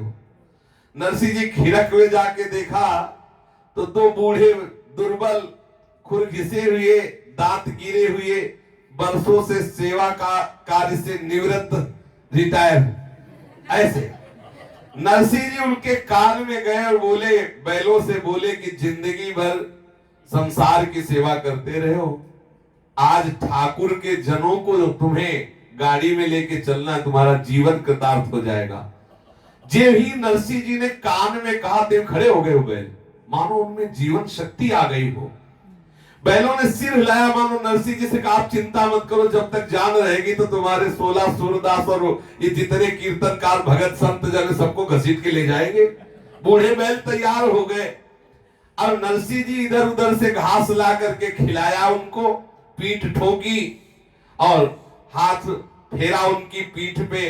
बैलों ने कान खड़े किए, कुछ थोड़ा सा हिम्मत दिखाई। नरसिंह जी की हंसी होगी वहां जाने पर, इसलिए गांव से कोई उनके साथ नहीं गया, क्योंकि संपत्ति पास थी नहीं। अब जाए तो वही संत महात्मा 16 सूरदास की मंडली पहले गाड़ी में बैठी। 16 सूरदास उनको उठा के बैठा ला है, उतार ला है सब, और बैठे कीर्तन कर रहे। कितना सुंदर होगा, आप विचार करो। हड्डी हड्डी दिखाई दे रही बूढ़े बैलों की, टूटी हुई पुरानी गाड़ी, बैठने वाले यात्री 16 सूरदास, और आसपास बगल गाड़ी में हिलके हुए वही सब महात्मा जन जो भगवत आनंद में मगन रहते। चल पड़ी गाड़ी आनंद से, कीर्तन चल रहा है, गाड़ी चल रही, कीर्तन हो रहा है, मंजीरा बज रहे, करताल बज रही। नरसिंह जी कहाँ जा रहे हैं? बोले छूछक उत्सव करने जा रहे हैं। ये देखो भक्तों का कोई सामग्री नहीं है। नरसिंह जी सामग्री क्या रखे हुई है गाड़ी में? अरे करताल है, ठाकुर जी के लिए जो अपने सब दासत्व के चिन्ह लगाते हैं, गोपी चंदन है, यही सामग्री रखी हुई है। और उसमें कोई खीर पुआ सोना चांदी रुपया पैसा तो है नहीं। सूरदास बैठे हुए हैं, जिनमें से 1 बोरा गोपी चंदन है, शालिग्राम भगवान है, 1 झोला में कंठी है, माला है, कमंडल है, तुम्बी है, मृदंग है, मंजीरा है, करताल है। ये है माल लदा हुआ गाड़ी में, और उसी में सब सूरदास बैठे हुए हैं। अब नरसिंह जी इन 16 सूरदासों का कीर्तन हो रहा है, नरसिंह जी गाड़ी हाँक रहे। चली गाड़ी, लड़खड़ाते हुए बैल चले। अभी 1-2 किलोमीटर ही चले होगी कि गाड़ी चल बोली और बैठ गई। अब सालों से चली नहीं थी, इतना बोझा एकदम उसमें। बैल भी लड़खड़ा करके बैठ गए, चारों पैर फैला के आराम करने लगे बैल। 16 सूरदासों ने कहा हुआ क्या? बोले गाड़ी टूट गई। अब अंधेरा छा गया नरसिंह जी के नेत्रों में कि भाई 16 तो अंधे हैं, 16 सूरदास, इनको कहां संभाले हम। और बैल तो चारों पैर फैला के आराम करने लगे, बूढ़े थे ही, और गाड़ी चरचरा के टूट गई। नरसिंह जी विचार कर रहे हैं कि अब होगा क्या। तो छोछकरी ठाकुर ने लाज, भगत वत्सल प्रभु जी सारे काज। भगवान नाम कीर्तन करने लगे, बजने लगी। 16 थे, कीर्तन शुरू, मंजीरा और करताल और मृदंग बजने लगी, कीर्तन होने लगा। ठाकुर जी का कीर्तन हो रहा है तो ठाकुर जी रुक कैसे सकते हैं? एक बढ़ई का रूप रखा और एक झोला में वो सब आरी, हथौड़ा, वो सब गाड़ी ठीक करने के सामान रखी, बसूला, ये सब लेकर के पास से निकले। नरसिंह मेहता जी से कहा, जय श्री कृष्ण, भगत जी क्या हो गया? नरसिंह जी आंख खोले, देखे कि रंग सावला, किशोर अवस्था। नरसिंह जी ने कहा कि भाई देखने से तो तुम बढ़ई लगते हो, हमारी गाड़ी ठीक कर दो। बोले हमारा काम ये बिगड़ी गाड़ी को सुधारना, हमारा काम ही है तुम जैसों की बिगड़ी गाड़ी को सुधारना। अच्छा तो कोई भेंट वगैरह, क्योंकि हमारे पास भेंट तो है नहीं। बोले वैसे तो लेते हैं लेकिन आपसे क्या लेना है, हम बिना भेंट के ठीक कर देंगे। नरसिंह जी ने बढ़ई से पूछा कि आप अपना नाम तो बताइए। बोले लोग हमको कृष्णा बढ़ई कहते हैं, प्यार में सब किसना बढ़ई कहते हैं, किसना बढ़ई। नरसिंह जी ने कहा भाई नाम भी तो कृष्णा है, बहुत बढ़िया है, और हमें तो यही लगता है कि भगवान ने ही तुम्हें भेजा है भैया। इस समय हमारी देखो गाड़ी टूट गई थी, हमारी गाड़ी ठीक कर दो, प्रभु तुम्हारा कल्याण करेंगे। उस प्रभु से कह रहे, प्रभु बढ़ई बनकर के आए हैं नरसिंह जी की गाड़ी ठीक करने। अब कृष्णा बढ़ई ने कहा कि इन 16 सूरदासों को उतार के उधर बैठा लो, थोड़ी देर कीर्तन करो, अभी हम ठीक किए देते हैं, और हमें बचपन से सिखाया है ये सब, ज्यादा देर नहीं लगेगी, थोड़ी ही देर में हम गाड़ी ठीक कर देंगे। बस उधर सब कीर्तन शुरू है, इधर थोड़ा सा इधर उधर ठोक ठाक किया, तुरंत गाड़ी मजबूत तैयार हो गई। और ठाकुर जी हैं पूरे जगत को भृगुटी विलास सृष्टि ले हुए, उनके लिए बैलगाड़ी सुधारना क्या। अब बैल अभी भी बूढ़े थे, चारों पैर फैलाए आराम से लेटे हुए थे। ठाकुर जी नजदीक गए और हाथ फेरा, जी भी हाथ फेरा तो वो सब जैसे जवान बछड़े ऐसे उठ के बैठ गए। देखो भगवान जिनके सहायक होते हैं तो बूढ़े बैलों में भी जवानी आ जाती है। अब ये कृष्णा बढ़ई का हाथ स्पर्श होते ही वो बैल उठकर खड़े हो गए, विलक्षण शक्ति आ गई।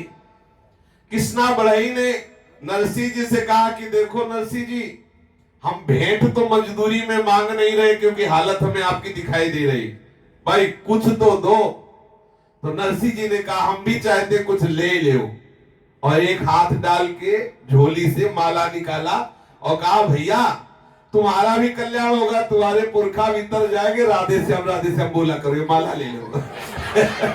ठाकुर जी से कहा कि ये माला ले लो और 11-21 माला रोज फेरा करो, राधे श्याम, तो तुम्हारे पुरखा भीतर जाएंगे। पुरखों के पुरखा खुद ठाकुर जी है, ठाकुर जी के पुरखा कौन। भगवान मुस्कुराए। भगवान रूपी कृष्णा बढ़ई ने कहा कि आप कहां जा रहे हो।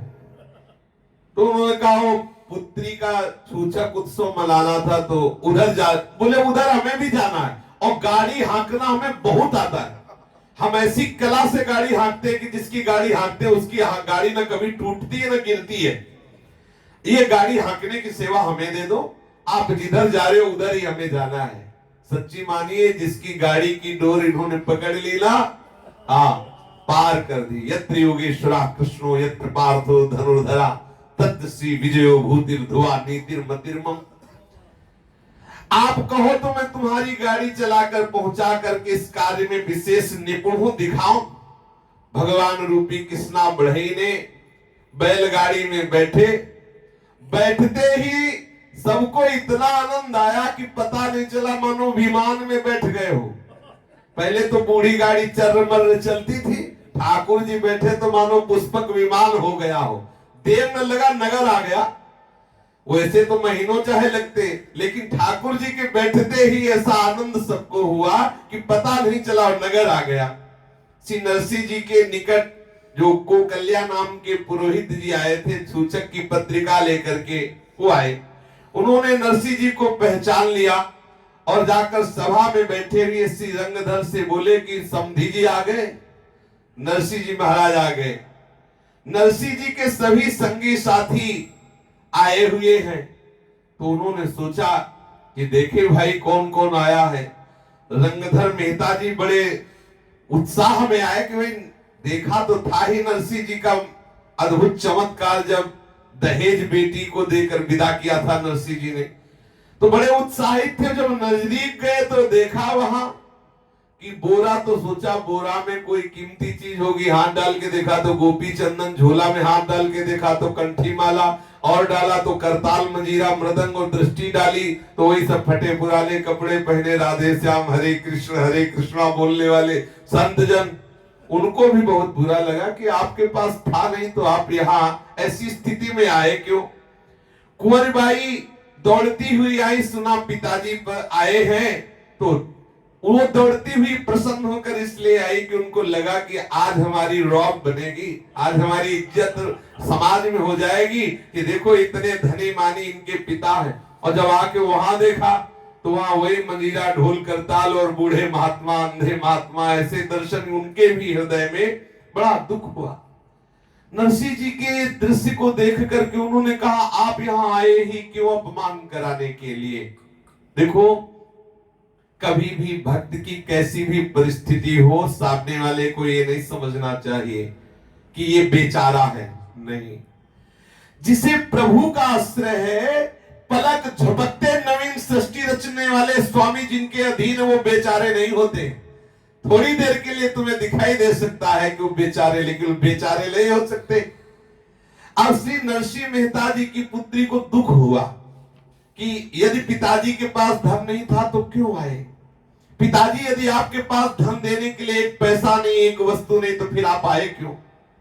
आप नाते यही उचित था। नरसिंह जी ने कहा पुत्री से कि तुम अपने मन में किसी बात की चिंता मत करो। आप ऐसे आयो गोपी चंदन और माला लेकर इन अंधे सूरदासों को और संत महात्माओं को लेकर आयो, कितनी गालियां हमें मिलेंगी बताए। नरसिंह जी ने कहा एक बात सुनो, तुम अपने सास से जाकर बोलो कि तुम्हें जो जो वस्तुएं चाहिए एक पर्चा बनाओ। जाओ अपनी सास से बोलो जाके। नरसिंह जी ने अपनी पुत्री से कहा तू चिंता मत कर, वास्तविक मेरे पास कुछ नहीं है, ये तो बात सत्य है, लेकिन मेरे ठाकुर के पास कभी किसी बात की नहीं। तुम अपनी सास से जाके कहो पर्चा बना के दे, उसे चाहिए क्या क्या एक कागज में लिख के दे। अब कुंवर बाई जी ने जाकर के अपनी सास से कहा कि हमारे पिताजी आए और कह रहे पर्चा बना के दे दो। तो वैसे ही जली हुई बैठी थी जब सुना था कि नरसिंह जी के साथ अंधे और लूले लंगड़े महात्मा आए और 1 रुपया पास नहीं, कोई खाने की चीज नहीं। अच्छा अगर रिश्ते नातेदार में कोई कुछ लाए भले ना, लेकिन रात से आए ना थोड़ा बढ़िया महंगा कपड़ा और महंगा पादुका आदि, बढ़िया पाग और बढ़िया गाड़ी घोड़ा, तो लगता है चलो इज्जत तो बली। वह बूढ़े बैल, टूटी बैलगाड़ी और 16 सूरदास और वो सब मंजीरा ढोलक, तो उनको लगा संसारी जीव है, उनको लगा कि देखो कितना हमारा अपमान करवा रहे नरसिंह जी ऐसे आके। और ऊपर से कुंवर बाई जी ने कह दिया जाके कि हमारे पिताजी ने कहा कि तुम एक लिख करके दो कि तुम्हें क्या क्या चाहिए पर्चा बना के। बहुत गुस्सा हुई, बोली बताती हूं कि मुझे क्या क्या चाहिए।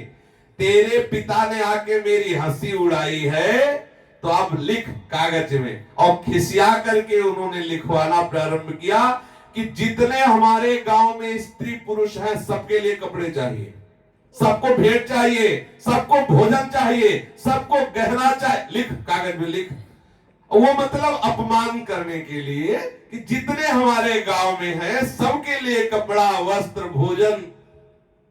नरसिंह जी के पास वर्तमान में ना तो एक टुकड़ा अन्न है, ना एक कपड़ा देने के लिए है, ना एक पैसा है। कुंवरी बाई अंदर अंदर से उदास हो रही कि पिताजी के पास तो कुछ है नहीं, वो पर्चा बहुत बड़ा बन रहा है। श्री ठाकुर जी के कृपा पात्र जनों की हंसी कभी नहीं होती है, ध्यान रखना। जहां कहीं भक्तों की हंसी होने की बात आई वही ठाकुर जी कोई न कोई ऐसी चमत्कार में लीला कर देते हैं कि जय जयकार भक्तों की हुई है। अब जितने परिवार के जन थे वो देख रहे हैं कुंवर बाई जी की तरफ किसकी कलम लड़खड़ा रही, समझ रहे हैं अब पता चलेगा। बोले सुन, पूरे गांव के स्त्री पुरुषों की पोशाक, पूरे गांव के जेवर, जितने लोग सबके आभूषण, इतनी इतनी भेंट और सोने चांदी के पत्थर चाहिए। एक पत्थर चांदी का जिससे हम पैर रगड़ेंगे और एक पत्थर चांदी का जिसपे बैठ के नहाएंगी, ये सब चाहिए। मैं गुस्सा में लिखवा रही कि है तो भिखारी, नरसिंह देगा तो है, नहीं तो लिखवाने में क्या है। सूची बन रही। कुंवर बाई जी को पता है कि मेरा जो पिता है वो प्रभु का भक्त है, ये कितनी भी हंसी उड़ावे, अगर मेरा पिता हट कर लेगा तो ठाकुर जरूर पूरी करेगा।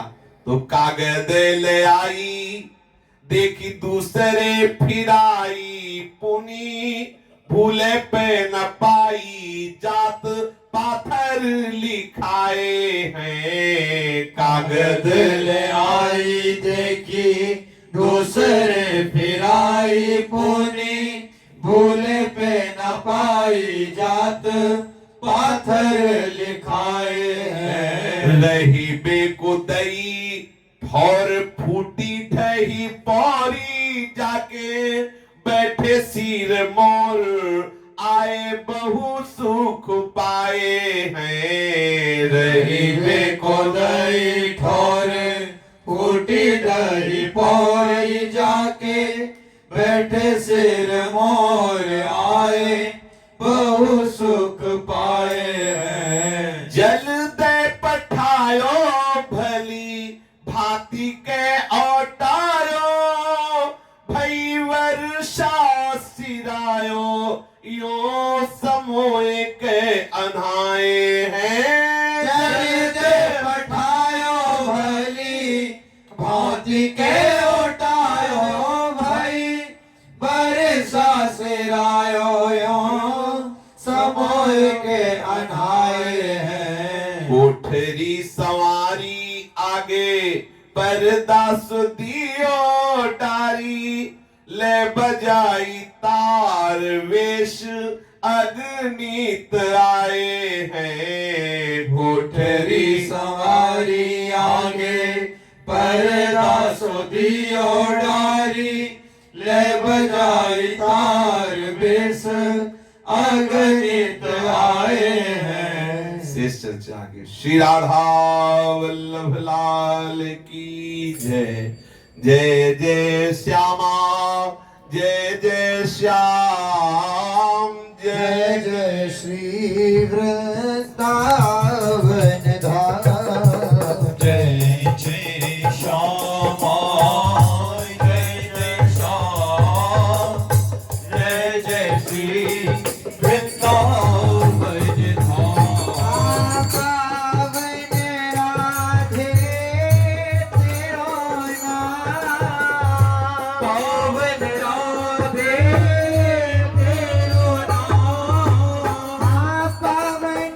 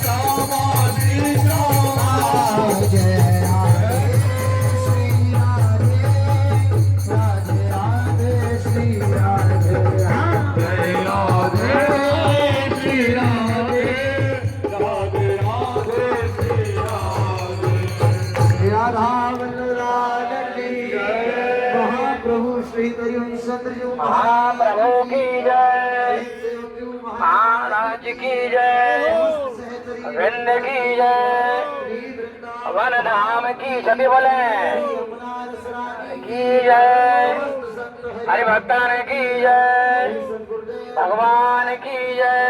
जय जय श्री राम, जय श्री राम, जय श्री राम।